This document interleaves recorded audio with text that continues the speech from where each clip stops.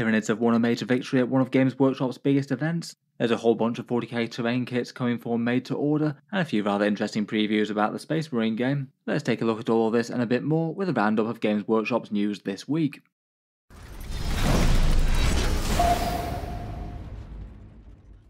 Hello and welcome back to Warspets Tactics, where today I thought I'd do a quick video rounding up a few topics that I found interesting over the week, that perhaps I felt didn't really need a full video all entitled to themselves. For this one I thought we'd take a look at a rather cool Tyranid list that won a really big tournament, a few fairly popular terrain kits that are coming back from Games Workshop's past temporarily, a few cool things with Space Marine, and some other releases this week including Age of Sigmar things, and a look to the future as to what's coming next for 40k. First up, let's take a look at that Tyranid list though. This army list was by Samuel Pope, who used it to take first at the Dallas Open event in Texas. It's really quite cool to see someone managing to do well with Tyranids in general, seeing as they're certainly a more challenging faction to play at the top level versus most in-game right now. So to go 8-0 at a massive event where you're going to run into multiple players who really know what they're doing, taking the top lists around, is certainly no mean feat. What's particularly interesting is that the list used was Unending Swarm. So basically Horde mode Tyranids, which seem to every so often crop up at the top tables of tournaments. They do tend to be a bit of a spoiler list where a lot of people might be expecting big, hefty, heavily armoured things, and then having an absolute sea of high objective control, tough swarms that can do all sorts of movement tricks and regenerate bodies is a bit of a turnaround to have to deal with. In this list it looks like the core of the army are 20 Gargoyles, 10 Hormigons, 4 units of 20 Termagants with Stranglewebs and Spine Fists, and then a big squad of 22 Neurogaunts. That's a bit over 130 bodies on the table, and the Gargoyles can be very disruptive indeed. You could use those for big first turn move blocking and board control depending on the opponent. Their move shoot move shenanigans can get them to interesting places as well, and they're a pretty excellent one for recycling with their deep strike. Otherwise the bulk of the Termagants are armed with the Spine Fists, which tend to be the common choice for them. Twin-linked shots and a lot of them, and can fire in combat are all just massively better versus the Fleshborers and Devourers at the moment, though he has taken a couple of Stranglewebs per unit as well. That's the Torrent Devastating Wound sort of Tyranid Flamer type thing, at least something that can threaten to have a little bit more threat against more armoured targets. To back up the swarms, there's a lot of the more standard Tyranid supporting things, a Neurotyrant for better shadow in the warp and good synapse, a Biovore to farm objective things, a Lictor which could do free rapid ingress, and a Neurolictor which is generally handy to have in the midfield to flip objectives and things. And then there's some more swarm specific things, a Tervigon for replenishing damaged units that aren't fully destroyed, and also giving nearby Termagants lethal hits, which is rather nice as well. 3 Venom Throbes for some cover and -1 to hit as you move up the board, definitely big enough when you've got enemy firepower coming at you. And perhaps most interestingly, a Winged Hive Tyrant with Bone Swords. That one can hand out free stratagems, which can be kind of big. Potentially you could have multiple units do swarming masses for extra damage, go faster with bounding advance, or another way to get -1 to hit with teaming masses. And it also has a very nice paroxysm debuff as well, which can subtract from enemies' attacks, which is quite a big deal when enemies are fighting hordes. I guess you just have to play with it super carefully though to make sure it wasn't taken out, given that it's really quite fragile for its points cost. Finally, to back up the horde are 3 Exocrines, a whole bunch of punishing damage against medium infantry, so anything 3 wounds would be fearing them a fair bit. Really quite cheap and effective Tyranid firepower, and hopefully just enough to stack a bit of damage exactly where you need it on the thing that most needs to die, and means the opponent can't just advance with impunity and not have to worry about damage dealing at all. Overall, it's just really cool to see this do well. All those bodies can be a bit of a pain to deal with firepower type lists, as they can repeatedly surge move towards the enemy. That can be really disruptive if you suddenly have Spine Fist jumping into close combat with you when you're trying to shoot something near an objective. And then if you do manage to wipe out some of these 20 strong broods, they can just come straight back to the table for 2 CP to recycle them. They've got plenty of other good peripheral support things for a little bit more damage and durability where needed. Looks like the final was between this one and Bully Boys with a whole bunch of Meganobs and Squighogs. I guess perhaps an army where you just might not physically have the attacks with the Meganobs to do too much damage to the big horde type units, but it's just generally pretty cool to see that this can take on one of the meta's nastiest threats and win. Overall pretty cool stuff I thought. Always fun to see an army that's not so commonly played take down one of the biggest events in Warhammer, and obviously a massive testament to player skill. Otherwise, for Games Workshop news and releases this week, looks like there's a bunch of 40k relevant things with a bunch of terrain sets going back to made to order.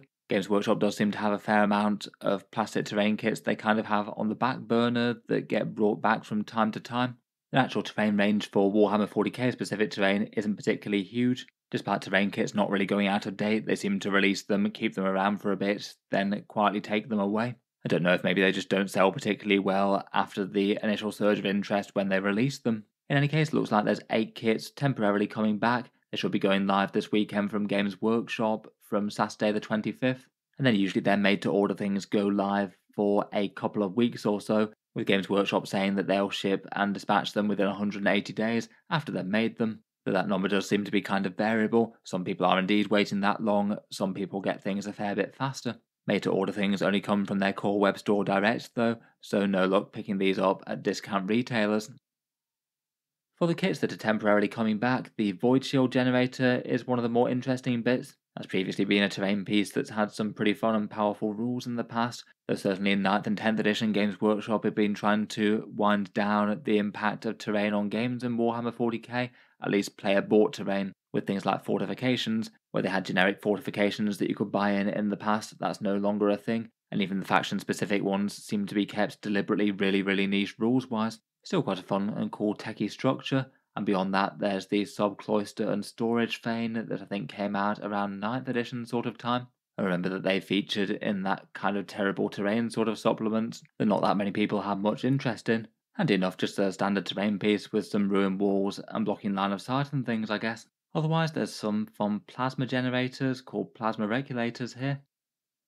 There's a pair of small servo hauler crane type things called conservators. Looks like you can have one of those Munitorum armoured containers on tow there, and then there's a bunch of the Mechanicum style terrain, a big chunky ferrotonic furnace, a bigger set called a pyrrolation incinerator, a couple of chimneys called alchemite stacks, and then the trusty hemotrope reactors that have been around for a little while now. There were a fair few of those going round from the Hachette Parkwork magazines, and there might still be a bit of supply on them second hand if you wanted them cheaper. In any case, it might be of interest to some of you. I feel like Games Workshop terrain is kind of fun and really quite detailed, though it does tend to be pretty expensive, as they charge for it kind of similarly to their regular plastic kits and miniatures. Plenty of good options out there as well in terms of other terrain kits, MDF and 3D printed bits from other suppliers. Another thing I found pretty interesting this week was the Space Marine 2 news.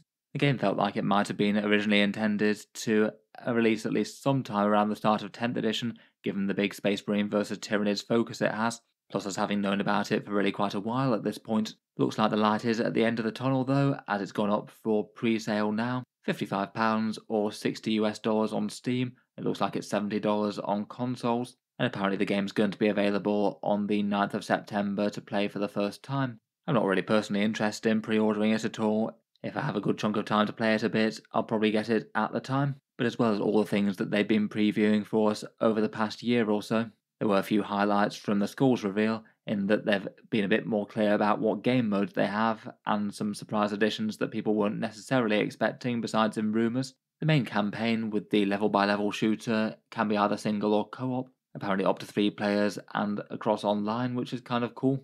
They've got a 3-player cooperative operation style game mode where it's player versus environment, so you're fighting against a whole load of NPC enemies. And then one thing which I think was news to at least a fair few people is that there is going to be a PvP mode, 6 versus 6 teams, the skins being either Loyalist Space Marines versus Chaos Space Marines each time, with 6 different classes to choose from, including things like snipers and melee specialists with swords and shields. I say the visuals and things look really quite nice. I'm sure it'll be at least fun to play.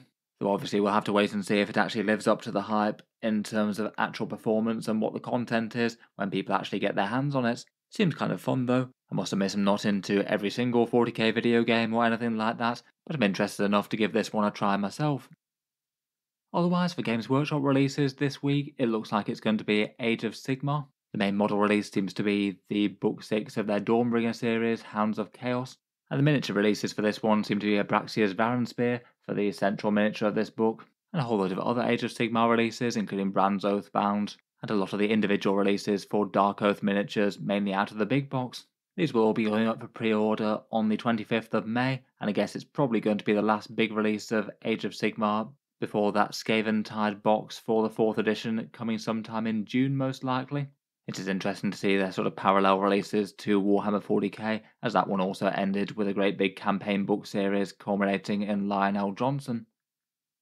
I must admit I don't know a whole ton about Age of Sigmar lore or anything like that, though I feel like the Varan Spear miniatures look really quite nice ones. Some oddly twisted and sinister Chaos Demonic Cavalry there, plus Mrs. Abraxia herself on top of a great Horned Drake type thing. I can't help but think that some of these might make some pretty cool conversions for something chaotic in 40k. Maybe you could run a steed-mounted Chaos Lord as a Lord Discordant or Demon Prince or something like that on the big mount.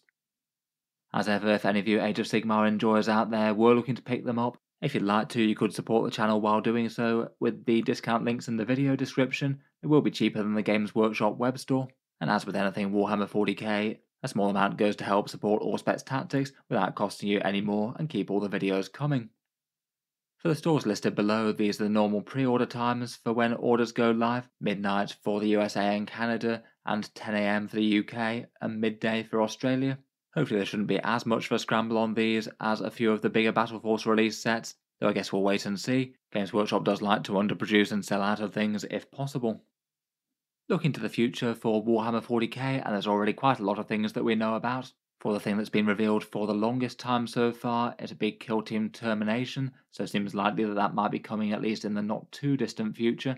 That's the one with the Leagues of Votan Hernkin Jaegers versus the Genestealer Cult Brood Brothers set. Should be quite a nice one for the Space Dwarves, given a whole new unit to add to their roster, which is kind of limited at the moment. Knowing Games Workshop's track record with the Kill Team box sets, though, it feels like these will be in very short supply. They have underproduced them consistently for a long time. Otherwise, we've got Genestealer Cults and Sisters of Battle as the next two codexes for the game. I'd guess they're probably going to drop on the exact same weekend and come out alongside their Battle Force box sets and new combat patrols. I have done a review of the Sisters Battle Force box set on the channel already, and hopefully we'll do one for the Genestealer Cult one in the not too distant future. Otherwise, beyond that, we've got the Pariah Nexus mission deck, the one with those new secret missions and things, which will likely drop alongside the Summer Balance update. Games Workshop said it could be a couple of months away at least yet, so something like July or early August seems at least plausible for that maybe.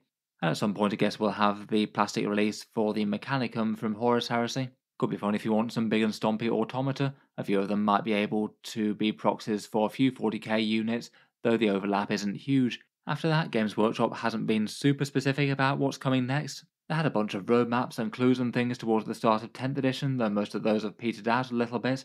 Next up, we've got the Mystery Codex that's billed for summer. Judging by past leaks, there's at least a chance it could be Agents of the Imperium, though it could be something a lot more mundane. It kind of goes without saying that over the rest of the edition, all the other factions that need codexes will eventually get them. And it seems like we know that there's almost certainly going to be releases for World Eaters, Leaguers of Votan, Emperor's Children, and some strong hints that there's going to be things coming for the Astra Militarum as well. Though any one of those could still be really quite a long way away. Judging by their tournament calendar, we might get another preview show around the 20th of July, though given that that's quite a long way off, there might still be another one before then, for one excuse or another. Finally, for a little bit of more channel-specific news, I thought I'd just mention the Warhound Titan giveaway for June once more. The draw for this one will be done on the 1st of June, so it's the last week to enter for this for now. I do these prize draws on the channel each month, trying to keep some fun stuff coming, and this one's going to be one of the single biggest ones, as it's going to be for two different people to get a single Warhound Titan of their choice, either the Loyalist or the Chaos Pattern one, and your choice of different arm weapons. It was fun to look into the Titans a bit more for a recent video on the channel. Crazy big centerpiece miniatures that aren't exactly meant for competitive games or anything like that, but pretty spectacular things to have stomping around looming over the rest of the battlefield. As ever for the channel giveaways, there's two equal ways to enter, both of them links down in the video description. Either you can support the channel on Patreon for any amount, that gets you automatic entry into the giveaways each month, and it is the main thing that allows me to keep on making these videos quite so regularly. Otherwise, there is a free entry option to support the channel via social media, and to do that you need to do 3 actions: subscribe to the YouTube channel and like the Facebook page for the algorithms, and then to actually enter the draw, a giveaway post appears on the 1st of June at midnight UK time. Respond to that with a photo of any 40k mini or imagery, along with your name and the date handwritten within the same photo, just to deter Facebook bots and spammers, and ensure that the prize goes to real people. Then, 24 hours after that goes live, I do the draw with a random number generator. Everyone's entered once equally. 2 winners will be picked, and they'll be announced on the channel update video around the 4th of June. The Titans will be posted out once I've contacted the winners and received their choices of what they'd like. Depending on what Games Workshop's keeping in stock, there might be a bit of a delay, but hopefully not too long. In any case, feel free to check out the Patreon page or the Facebook page, links down in the video description below. There will be further giveaways each month as well. The July one will be for copies of the Sisters and Genestealer Cult Battle Forces, and that one will have exactly the same rules but for July. In any case, a fair bit going on. Let me know your thoughts as to cool Tyranids, terrain releases, Space Marine news, and Games Workshop's upcoming 40k stuff. Looking forward to hearing all your thoughts and ideas down in the comments. If you've enjoyed the video, then feel free to subscribe to Auspex Tactics. I'll certainly keep up with Games Workshop's news and releases here on the channel, and I tend to post new 40k videos most days. Finally, I would just like to mention that Auspex Tactics does have a Patreon page as well, and you can find that linked in the video description if you'd like to help support and keep these videos coming.